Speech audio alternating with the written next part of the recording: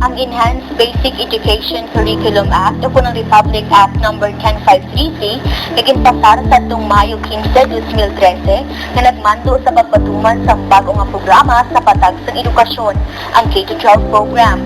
Sa sini nga programa, ang kindergarten ginakabig nga kabahin sa basic education kag ang dugang duwa ka tuig sa high school nga ginatawag senior high school. Sa palaabuton ng school year 2016-2017, magasugod na ang pag-implementar sa senior high school sa bubos ng pusod Pilipinas. Madamo ang nag-aspirar apang pilagid lamang ang ginhatagan sa tinion agud mangin kauna-unahan nga senior high school implementers para sa school year 2016-2017.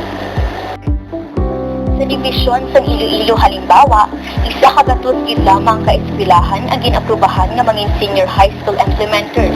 Isa na diri ang Anilaw National High School. Madamo nga pagpanghanda ang ginhimo sa Anilaw National High School agud makuha ang fokus nga pagsalig sa bilog nga komunidad sa dibisyon sa Iloilo. Kabahin na diri ang pagpatindog sa mga building para sa K-12 senior high school. Sangdamlag lang, hinsupuda na ang pagtukod sang 2-story building na ginapugusan sang anong tanan kahulod kasihan. Ginapaabot man ang 4-story building sang PAG-4 para sa Anilaw Senior High School. Ini kinabugusan sang 20 kahulod kasihan.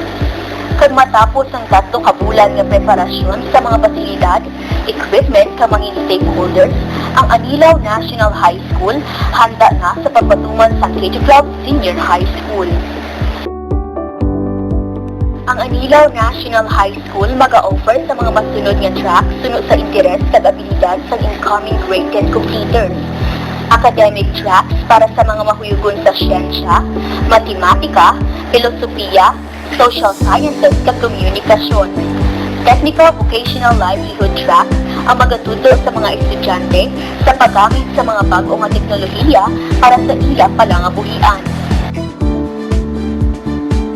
Sa academic track, kami magatanyag sa mga masunod: Science, Technology, Engineering and Mathematics, Humanities and Social Sciences, Accounting and Business Management, kag General Academic Strand.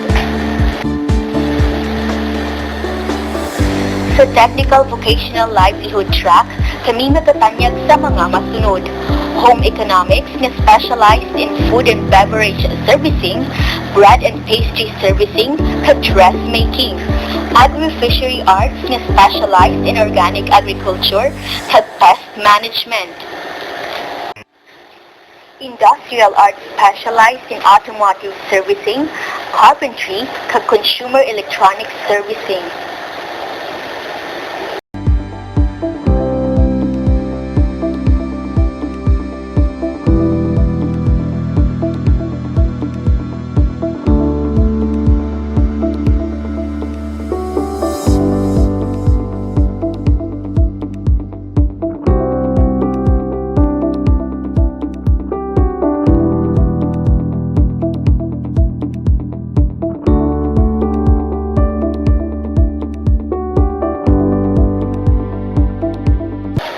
Anilaw National High School handa na para sa senior high school.